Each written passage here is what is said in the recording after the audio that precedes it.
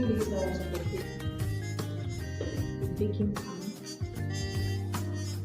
Fermented leaves. Then there's something called palette knife. In brackets, you can put oil base because we have water based cake, we have oil based cake. So for all oil based cake, we vertically use 70 grams, 250 grams, sugar 350 grams, baking powder.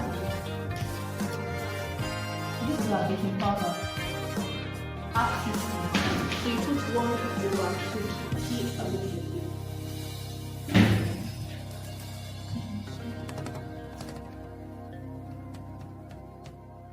Baking powder, half teaspoon, baking soda, 1.5 teaspoon.